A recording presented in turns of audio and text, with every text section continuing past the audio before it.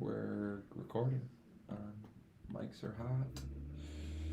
I just gotta get my live producer on and we're good to go.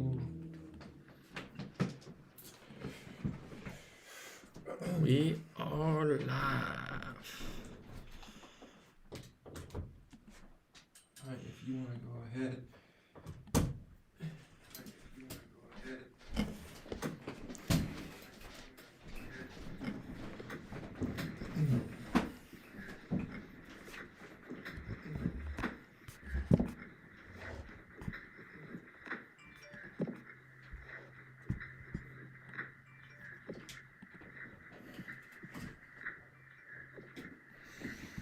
Welcome everyone. I don't know why my camera's doing that. WELCOME. Welcome everyone. I don't know why my camera's doing that. So we're going live in a second, eh? Two Brothers TV coming at you with an episode on strategy. Thank you for tuning in today. Thank you for tuning in today.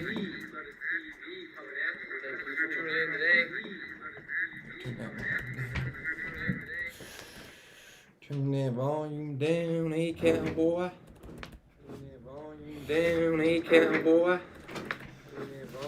Alright, we're live here again, the Weirman Media Studios on Monday, September 28th. I want to say shout out to a few people before we get into the episode. I appreciate them coming on the show. I want to say shout out to Chad Wutzak from Edina Realty and the Dusek team. I want to say shout out to John Worth at Home Base. We look forward to working with you, John, on some homeless solutions in the Twin Cities or maybe even Duluth and other states even. John Worth owns Home Base in the Twin Cities. It's a nonprofit company that's trying to help house homeless people from any age and sex group. So we look forward to having John on the show in the near future, as well as helping pursue some of his nonprofit goals and wishes and ambitions with that.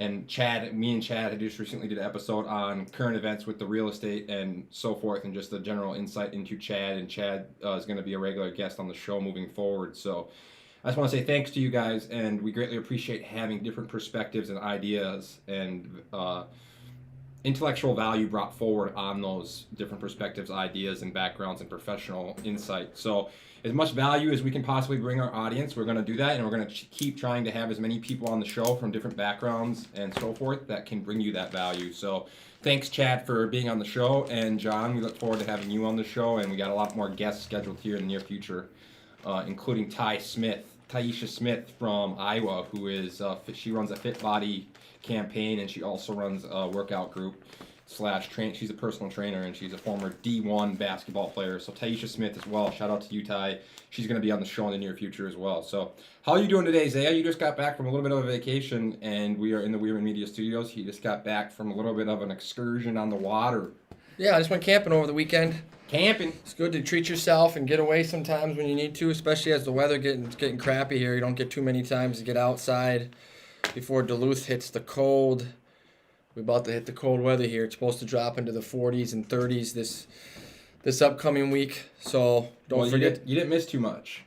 No. That's for sure. I mean, there was not much you missed. But yeah, we did shoot a couple episodes with, as I said, with Chad, and me and Dell shot one. Dell interviewed me. Thanks, Dell, for doing that, the Recovery Atheist. But what are we going to talk about today, Zaya, on this beautiful day in Duluth?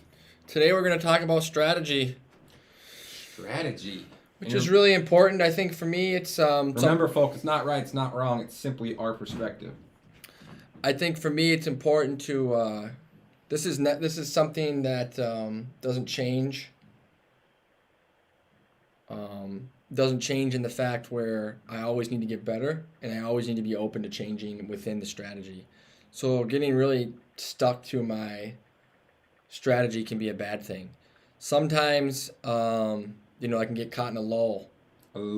So I think it's important for me to always look at myself and the areas of my life and what I'm doing. And that's what strategy really is when it comes to whether it's a business or being in recovery or in the gym or if you're on a sports team. You can really apply this concept to anything. I think obviously we're going to talk about business here. I think we're going to use... Or any team in general. I think you're right, though. I think that's a great point. Team. We'll probably talk about sports because I think obviously that's one of the best examples that we can use. I think it's really... The military is another example. Chad, thanks for bringing that up. He was part of the military, and that he uses that as an example. Yeah, the military is a good example as well.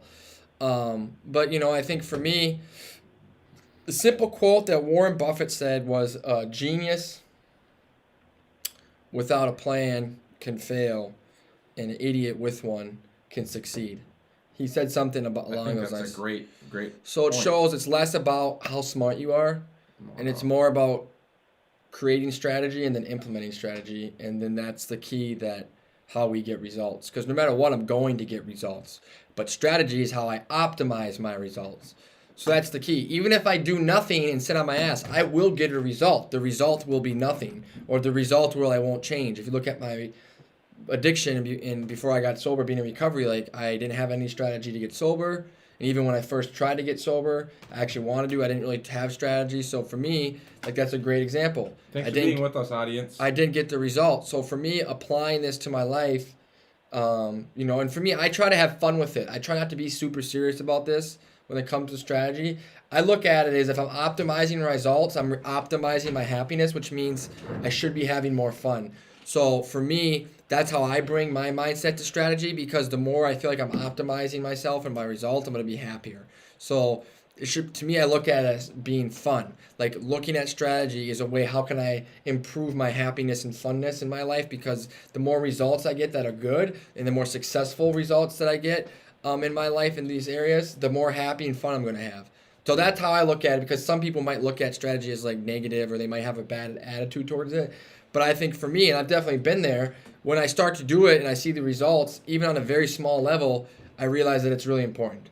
It really is. And if I don't have one, I'm screwed. Because like Warren Buffett says, in intelligence, a genius without a plan can fail, and an idiot with one can succeed. So I think that's my one quote that I want to lean on and use as a reminder that I need to tell myself, because it's easy when you think you're smart to not need strategy. You think you got it because you're smart, which is a common fallacy, or I don't know if that's the word fallacy, but it's a common thing that we think of is we smart, we start to get a little bit of results, so then we just like feel like we don't need to continually focus on strategy. But as we've seen in sports, they're always changing. Every game, every quarter, every period, every minute. Like if you look at football, if you look at hockey, we have the NHL game on tonight. They are constantly changing how fast the game is in hockey. Within each period, they're constantly changing within each period, how the shifts of the players who's playing, what they're doing, how the players are playing, the goalies. Like it's super clear in football and hockey how quickly they're adapting and changing strategy within each quarter or each period. So I think that's for me, and that's who you see who wins Super Bowls and Stanley Cups, is they're constantly changing their strategy. They're not stuck to one thing. I think that's a great point, Zaya, and I think sports is a great example, but thanks to Chad for being on the show, and he brought up the military, and I think that's another great example, because I talk so much about the founder's mentality, and in militant terms, insurgent versus incumbent is a great topic, because they talk about insurgents in war, and that's a big word for me at Women Media that I talk about so much, is being insurgent in a business sector or whatever you're doing, is being someone that shows up and is the new person that is meeting niche needs or is meeting niche markets. And I think in military is a great example of having a team of people that each person has a specific task, whether it's navigation or medical or or whatever, intel or whatever it is. They all have specific tasks within the team, and they all have a skill set that they bring, and then they come together for the greater good or a mission or a purpose, and they have a strategy of getting there. So I think a big topic of this strategy episode is going to be, what is your goal? What is your aim? Because a lot of people don't even know what they're aiming at. If you don't know what you're aiming at or trying to shoot for, or so forth, or who you are, or what your passions are, or what you want to do with your life, that makes it really difficult to make a shot or hit the target. So a big part of the strategy, in my opinion, is knowing what you're aiming for, and then you can develop a strategy of how to get from where you are to there. But it all comes back to having a direction and having purpose, as me and Del Bacon said in the previous episode, and then how to achieve that mission via a strategy. But I think it's a very interesting topic, and I think a lot of people could benefit from having a strategy and operating in their life, and then translating that into their financial background in their life, because a lot of people, I feel like, are not operating with a strategy in life or financially. Yeah, I mean, I think that's a key. That's what Grant Cardone says that all the time. He mentions the word target what's your target? What's your target? And when he talks about 10x, he's always talking about making a new target that's 10x. And he says that's the ultimate goal, because once you commit to that, then it forces you to reverse engineer how you get there. Thanks for being with us, which is what Aziz. Thanks, Aziz. So that's what my brother's talking about and Grant Cardone's talking about, is once you commit to a target, now you have to be like, okay, how the hell do I get there? So now you have to sit down and figure out an action plan of how you get there. And then that's your strategy, is you sitting down or me sitting down, figuring out how I'm going to hit this target. And I think that's reverse engineering. It's super simple. It's just like, it's the concept of, okay, what's my target? I want to be sober for the rest of my life. Okay, well, you can't just think about that like I'm going to be sober the rest of my life. It doesn't really work. No one stays sober the rest of their life just thinking I'm going to stay sober. So I have to break that down, what I have to do every day in order to do that. I think that's another great example, Zay, is what you're talking about. Is you go to a program then that has worked for other people and people that are doing it and living it. Yeah, so that's an example. Then you have financial targets, like my brother says. So being able to sit down and figure out what you want to do financially and have a goal and a target, and then sitting down and come up with the strategies to do that. So when you look at when it comes to spirituality, that looks like, okay, what's your target for spirituality is contentment, peace, love, happiness, and joy. That should be everyone's target. Okay, what do I got to do to get there? Okay, financial target, what do I got to do to get there? Those are things that I think everyone should be talking about, because when it comes to spirituality, I think that's the root center of anyone's happiness. And then also, number 2 is finances allows us to have that second level of happiness where we don't feel like we're tied down to money. So when it comes to spirituality and finances, I think those are really 2 good things. And then a third thing I think is, like when my brother's talking about, he mentioned military, and when it comes to creating teams in a business world, like if I'm on a business team, we need to figure out what our goal is, who each person on the team, what they bring to the table.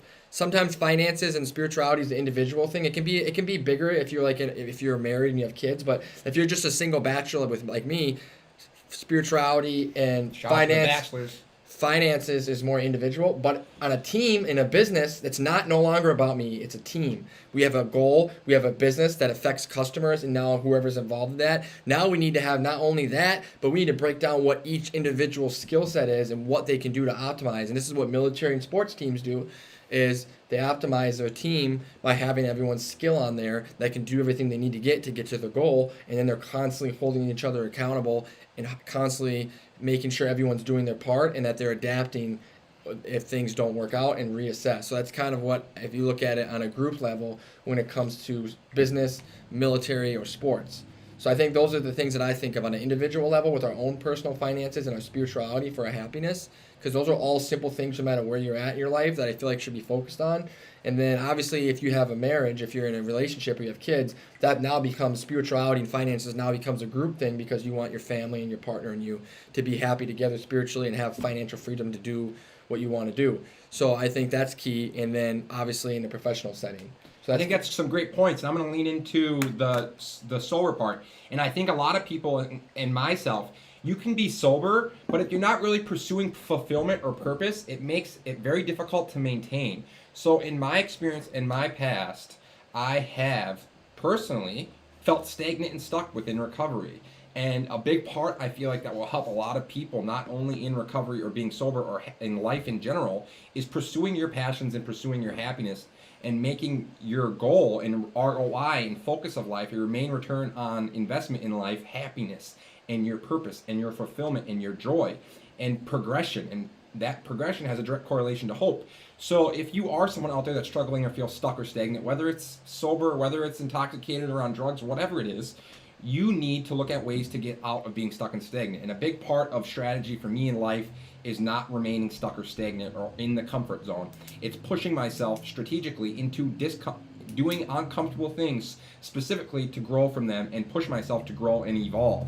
So in the episode I did recently, I talked about how I'm addicted to evolving. I'm an addictive personality.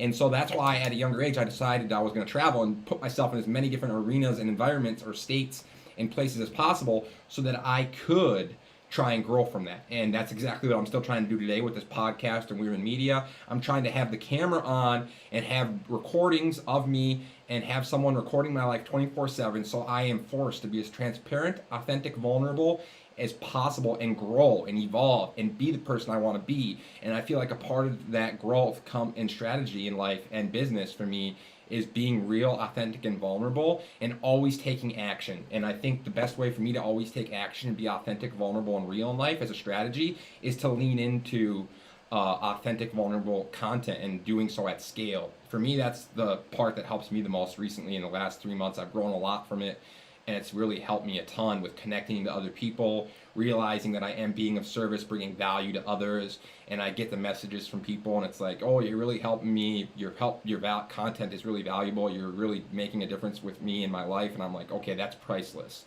So a big part of my strategy is all that, and I think that's a big part of it. I think someone, no matter what they're doing, whether it's someone that's sober or drinks a little bit, whatever you are, who you are, whatever background you have, I think the conversation about strategy should come back to progress, growth, and evolution and adaptation as opposed to being stuck and stagnant. And I think that's a big part of this conversation is how you get out of being stuck and stagnant. Because what we're talking about is essentially that, is a strategy to pursue progress.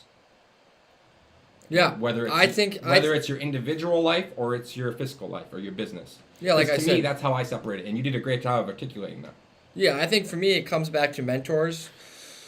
So the biggest thing is when it comes to strategy, I think, and all those topics that I touched on, and things my brother talked about. So when it comes to being sober, anything that I want to do, I need to surround myself by people that are doing it. That's the key. That's the smartest strategy that I found. It's the quickest and easiest and best way that I found to get rooted in any community and really start to grow. If I want to do something when it comes to recovery, I need to be around people who are in recovery. But number one, you're talking about removal of the ego, though. I understand that, but yeah, I think that's a good point. Mentor and ego. Yeah, I'm talking about the number one thing, the best strategy I feel anyone should have is get around other people doing it. For example, people don't stay sober on their own. It's very hard. It happens, there's anomalies, but in general, when it comes to long-term sobriety, people have to be around other people that are sober. That's just the key. That's a huge factor that helps people do those things that my brother specifically was talking about. It's really hard to do that because you're finding other people with similar interests. If I want to be around a strategy with finances and grow, I need to be around other people that are talking about that care about that are good with their money, that talk about giving back money, getting more money, understanding finances. They're always educating themselves about books. They're talking about growing. They're talking about how smart it is, what to do with their money. Like if I'm not doing that, I'm around other people that are just like never doing that. They just spend their money, whatever. Like I've been around that, both groups of people. Those influences affect me. So no matter how, for me, from my experience, no matter how much of this, right with you, Victoria. No matter how much of this other stuff that I talked about doing, or my brother just said is doing, it makes it more difficult to keep doing that if I'm always surrounding myself by people that aren't. I think it's important to help people because people are helping me. So that's the law of 33% that I talked about before, and I think that's the strategy that's the number one strategy that I find myself trying to do that allows me to have balance in my life, to do all these things that we're talking about, to have results, is I'm around people that are giving information to me that are ahead of me. I'm helping people that are way behind me, and I'm surrounding myself by people at the same level with the same interest and passions, and that is how I've been optimizing my results. And it's something that sometimes I fall off. I'm like, oh shit, dude, you're spending too much time here. You're not doing this anymore. So like to me, I have to always look at myself and look at how I need to do that. So for me, that's a big part of doing that, while also doing that stuff that my brother talks about, is making sure that I'm growing and not getting stagnant. But it's really hard to do that if I'm trying to do it all by myself. It is so much easier to do those things when I'm around other people that are doing it, because they're going to hold me accountable. Every day they're talking about it and they're doing it. So now I'm going to be like, shit, if I'm not doing it when I go into that group today or this week or yesterday, fuck, I'm not doing it, because they're going to call me out. So I find, for me, if I'm trying to avoid that, it usually means I'm isolated. I'm just not being around people that are doing that. Then it's easy because no one's mentioned it to me, because no one's calling me out because I'm not around you. Victoria mentioned, I choose not to drink. I feel the best version of myself is when I'm not drinking. I'm a super passionate person as well. However, what do you think of social drinking, pre-COVID and post-COVID? I feel like I would lose friends if I didn't. What strategies work for that? Thanks for tuning in, Victoria. It's a personal question. We greatly appreciate your attention and your question, and we will mention just a brief keynote on what we see in our perspective from that. For me, Victoria, I would mention the concept of leaning into modern day culture and attention.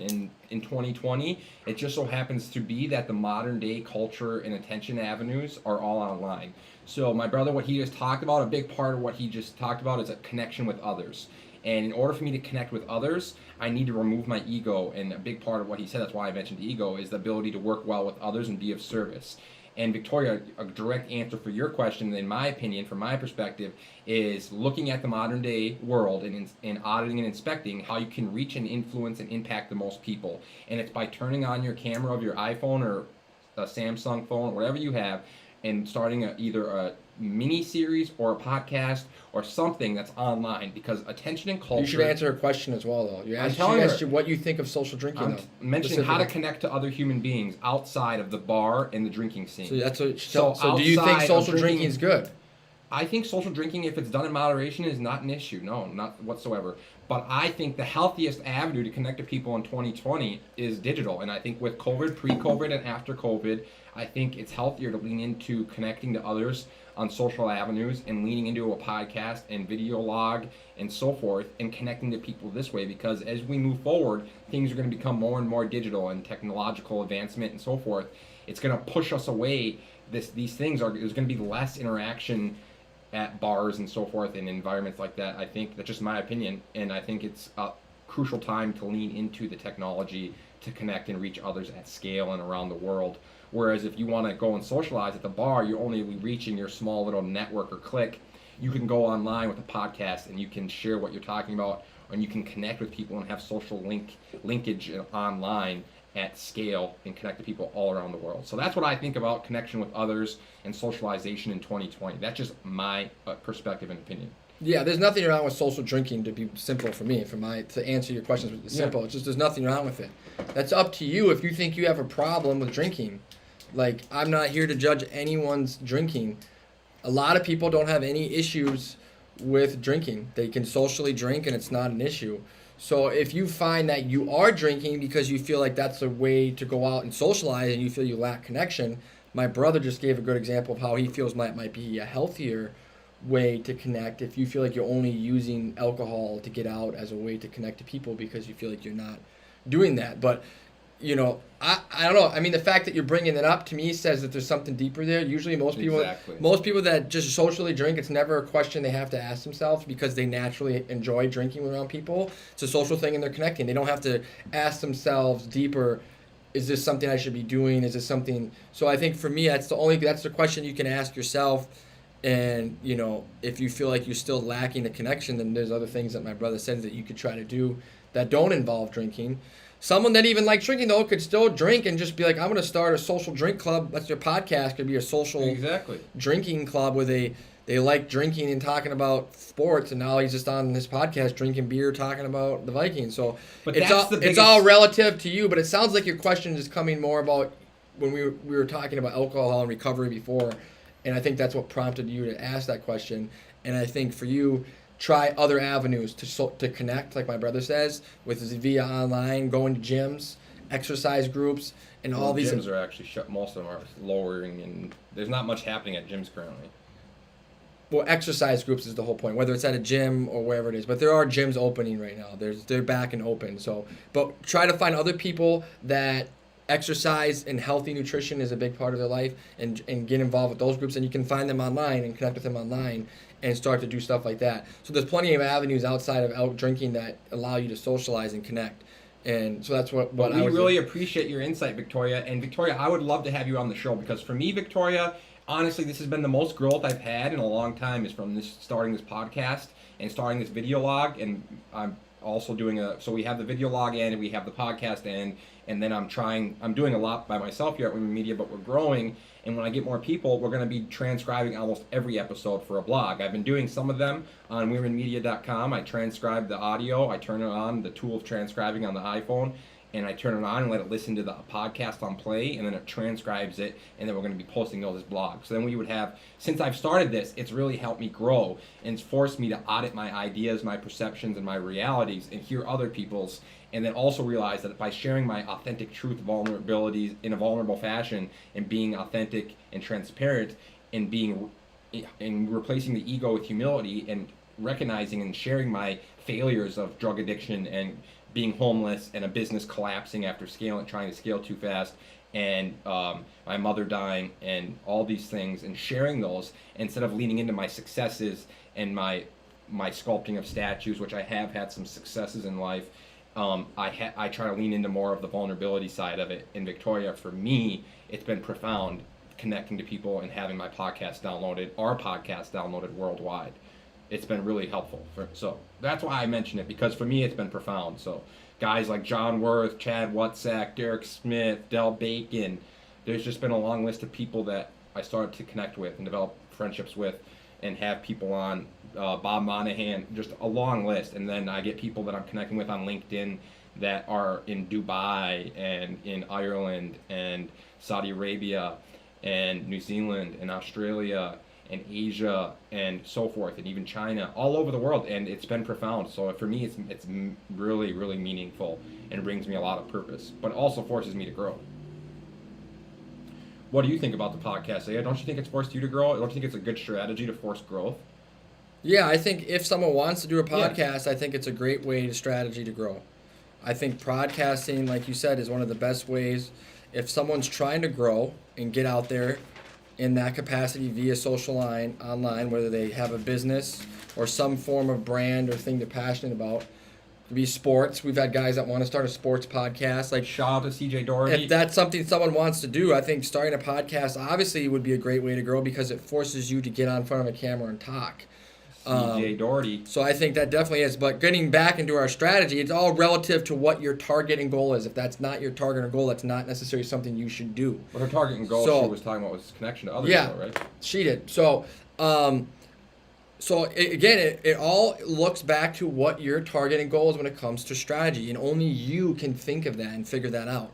Part of the first thing that starts with strategy is an inventory of what your target is and what your goal is. But the two basic things that I like to bring it back to that I think in general that a lot of people struggle with in their life, and I've gone so many ups and downs, that I think anyone in this world should listen to is when it comes to one, spirituality, which is happiness, fulfillment, peace, love, and joy. So the strategy of you putting that into my life, and then financial education or financial knowledge, which financial freedom.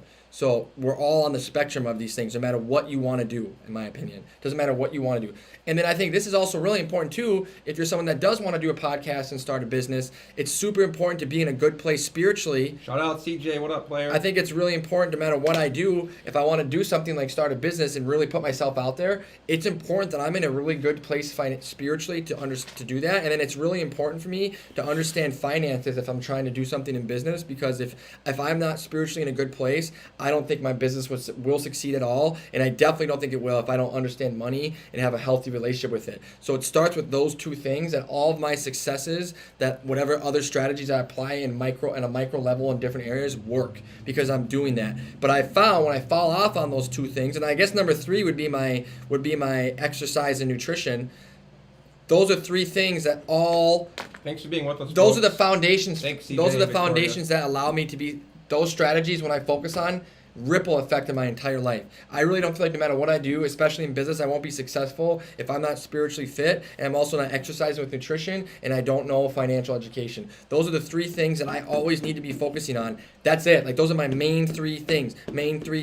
Otherwise, I could do this all day, but it's probably not going to be as powerful and connecting if I'm not spiritually fit. I'm going to make it about me. It's going to be ego driven. It's not going to be about me connecting to you. It's going to be about me wanting to do this, maybe so I can get more money and more people and get fame and make famous and rich. So make it about me. And if I'm not exercising and being nutritious and treating myself right, I'm probably going to burn out. And if I don't understand finances, I probably won't be able to sustain it and even have a business to do this, to actually hire people or give back to my consumers and give away and be someone that inspires others to do the same. So for me, those are the 3 areas of strategy and things I need to implement strategy in order to actually do what I'm doing right now and to optimize that and get better. I think that's a great way of going about it, and I want to say shout out CJ. Thanks, CJ. CJ's going to be on the show any day now. But I think those are great steps, Zaya. And I'm going to lean into now the strategy of Weirman X and the basic principles, right? Everything that we believe in here is essentially what my brother just said. It's about so we've merged spiritual and scientific principles. So if you look at business and spirituality, a lot of people don't realize, but guys like Gary Vee, he calls himself Professor G. He's a scientist. So if you think about business, it's the highest level of science and spirituality. Because if you show up to a sector, as my brother said, and you make it about being of service, all right, now you got the service end, that's the spiritual end.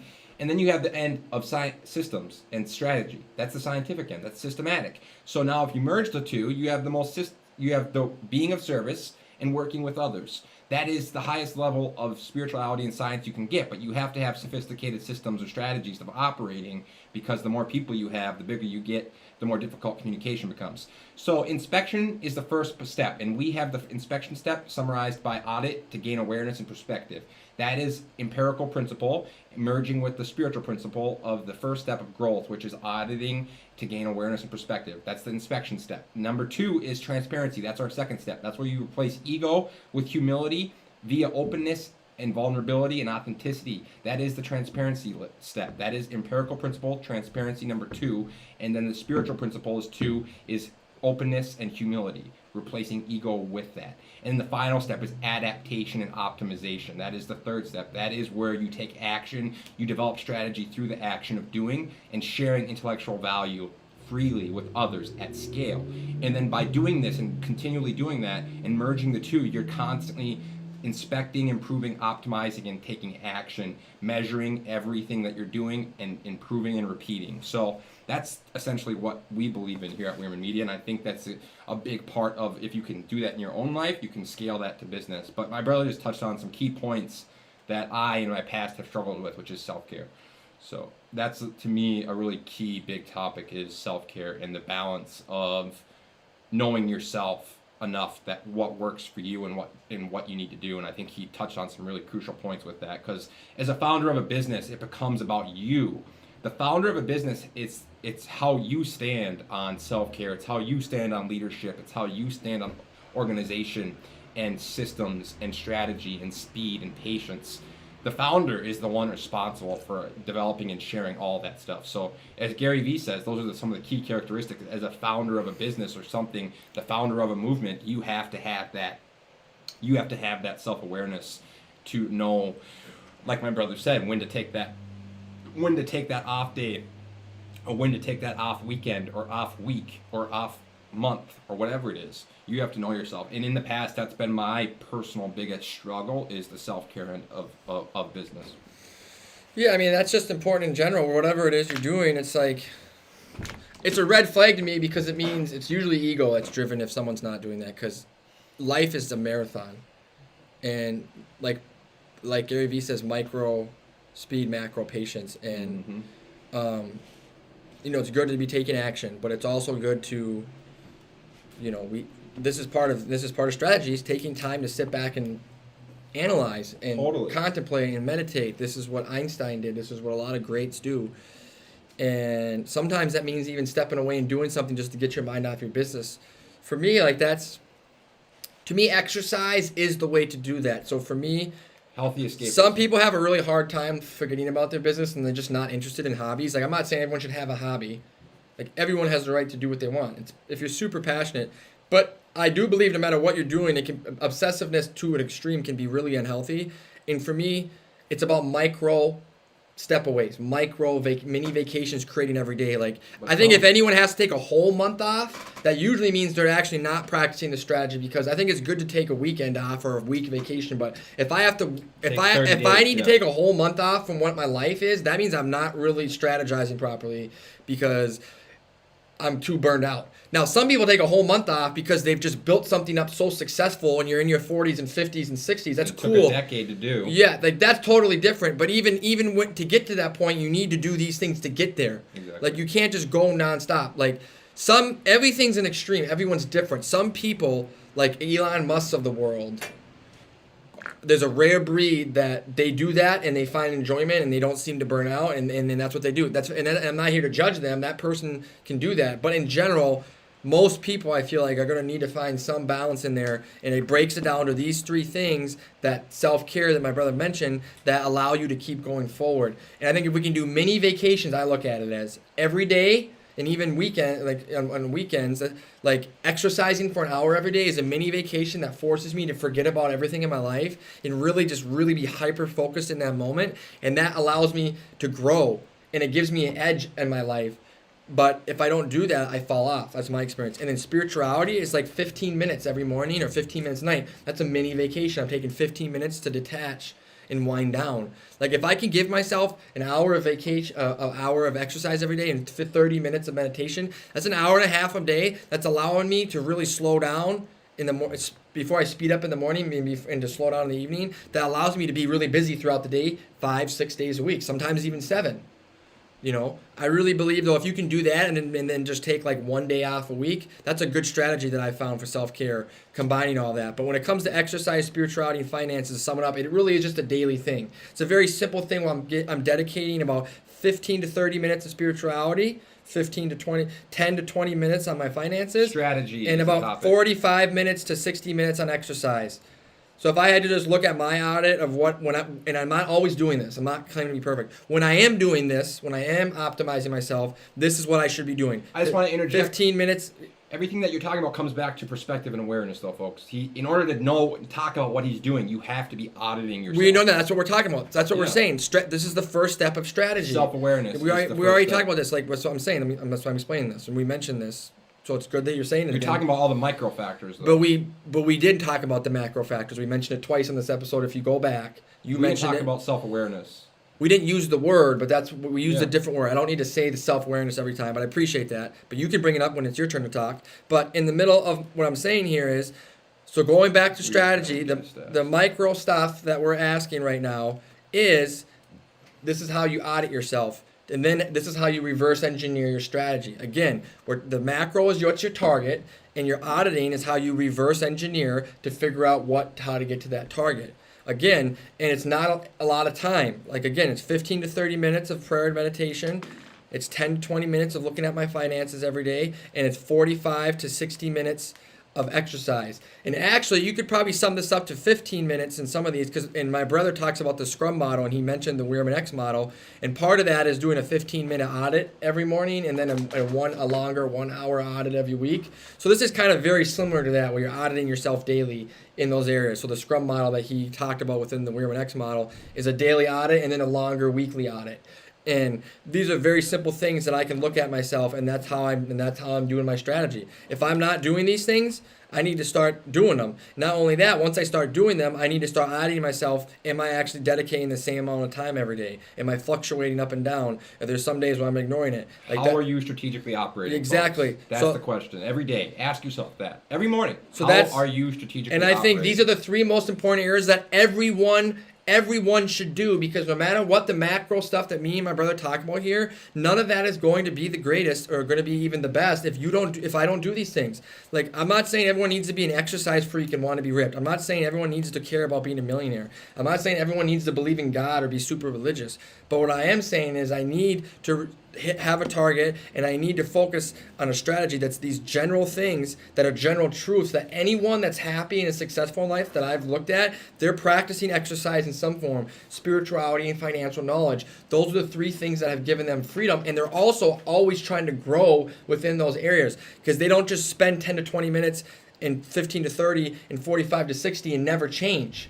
They're actually doing that audit, but they're also figuring out within that, even on a more micro level, how can I grow in this daily meditation? How can I grow in my finances every 10 to 20 minutes I spend? How am I looking at how am I growing? How am I growing exercising? Am I just doing the same exercise every day for the rest of my life? That sounds pretty boring, and you're probably going to get stuck and stagnant within exercise. And I've done all of that.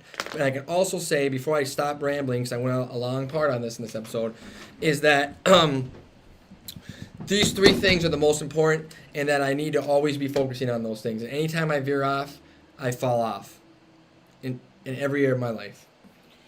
Yeah, I think that's really valuable insights, and I think self-awareness is the first step of everything that we talk about. That's why I always talk about the grill steps, because it's individual and it's business. It's the concept that I've developed and strategically merged science with spiritual principles, having been through 8 steps of the 12-step program, and taking those 12 steps and merging them into 3, and then merging them with the 3 steps of empirical principles of operation with the Scrum model. And that is the model I've come up with that is simplifying all of this in a 3-step process of inspection, transparency, and adaptation. That is growth, folks. That is growth. Adaptation is growth. So those are the 3 steps, and then I've merged them with the 12 steps, excuse my slip, the 12-step program to develop this. And now... Well, there's more than one 12-step program. Yeah, there's tons of them. So you're just talking about the steps in general. Yeah, so how to grow anything. That's for me and as an individual. And then knowing myself, that's why it comes back, we talk about the strategy of number one, auditing for awareness and perspective. Because once you know what you love, what your target is, what you love doing, how you love being of service, everyone's being of service and working with others is different.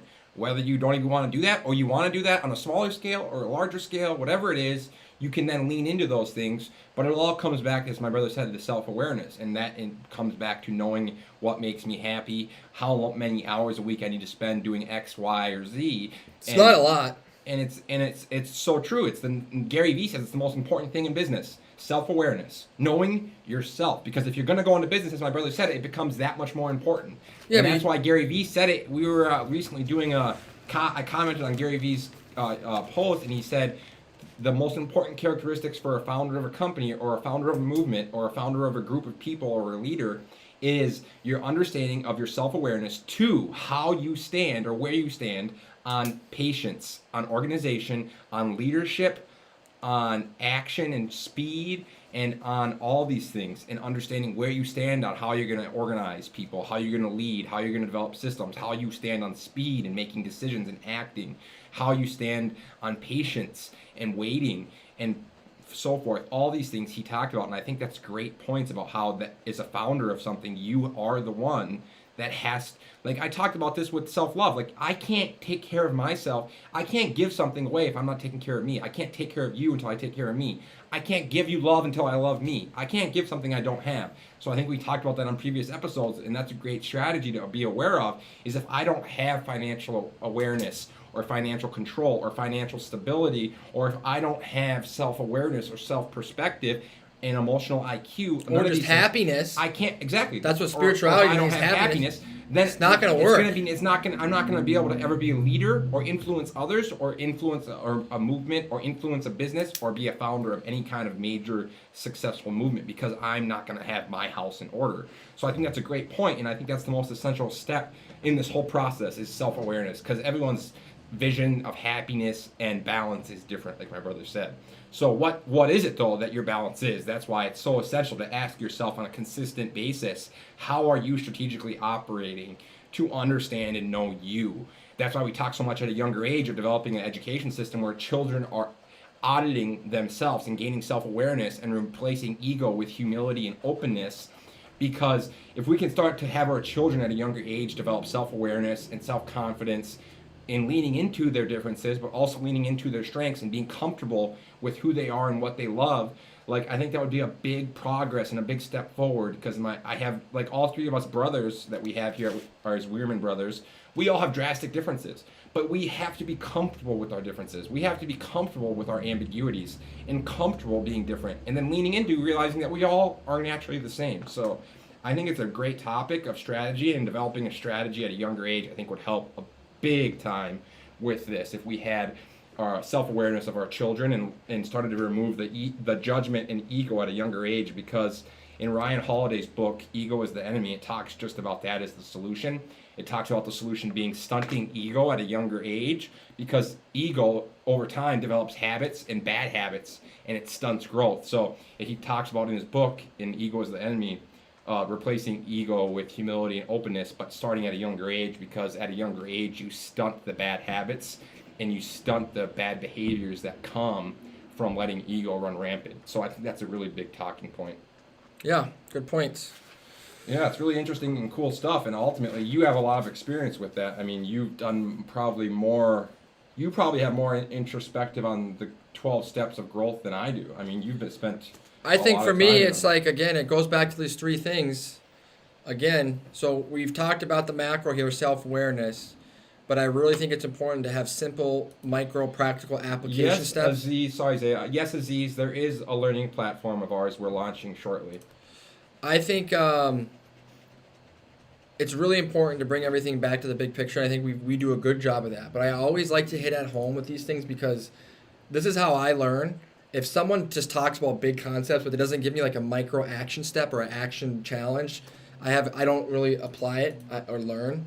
So for me, that's how I practice. We talk about this by doing. So I think the micro thing that I'm going to hit on to wrap up my portion of what on this perspective is to look at yourself and your spirituality in your life and your prayer and meditation, to look at your finances and then exercise, and then just like strategize. Okay, well, how can I find happiness? Try meditation and prayer. People don't like the word prayer because it come off religious. So just try meditation. If you're someone that's against religion or God and you don't like the word prayer, try just doing meditation, for 15 minutes in the morning and at night. Spend 10 to 20 minutes looking at your finances and be like, okay, what is my goal? Do I just want to be able to start saving enough money to pay off my debt and just travel every year? Or maybe I want to start a business. Or maybe I want to give back to a charity. But like spending that time to have an audit and then look at how you can spend time strategizing to get to your financial goals, and then exercise. Like, do I feel stuck and stagnant because I'm always eating McDonald's cheeseburgers and I'm never working out, I'm never exercising, or that I'm eating food that's dragging me down? Or am I going to love myself and give myself food that energizes me, and exercise that makes me feel like empowerment and gives me confidence and purpose? So I'm going to challenge you on a micro level here to look at yourself and figure out what those areas in finances and spirituality and exercise, what you want to do, and just start it. Just start that. I don't care if it's 5 minutes a day on your finances, 5 minutes a day on prayer, and 15 minutes of walking around the block, your dog.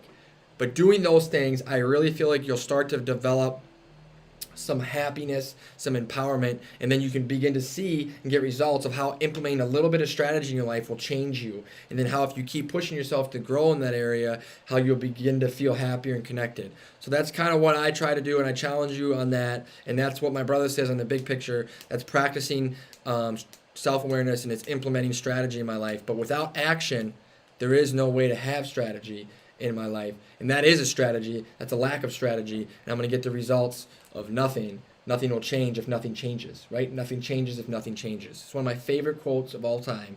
Nothing changes if nothing changes. And I'll wrap it up with, again, Warren Buffett said, a genius without a plan can fail, and an idiot with a plan can succeed. So stop thinking about how smart you are and start worrying about, okay, I can only focus on my side of the street, and I can only develop my own strategy based on the goals and targets that I want to hit.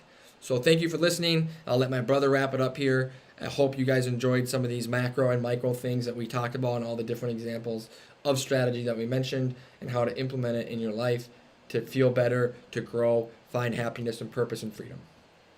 Thanks, Zaya. So ultimately, folks, we're going to wrap up the episode of strategy, but ultimately, Aziz, we're going to be leaning into a free episode called The Art of Happiness. That's going to become the education platform. I was going to call it JW University, but instead, as my brother just finished with, happiness is going to be the program, and the art of happiness. And we're going to dwindle between either the art of happiness or how to make happy money.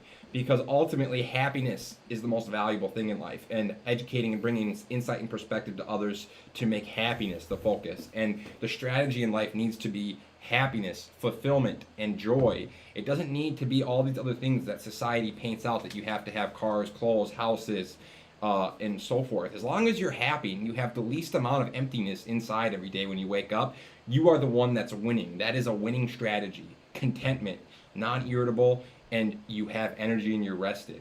If you have energy and you have no emptiness inside and you're happy and you're doing things you love, that is the most successful you could ever be.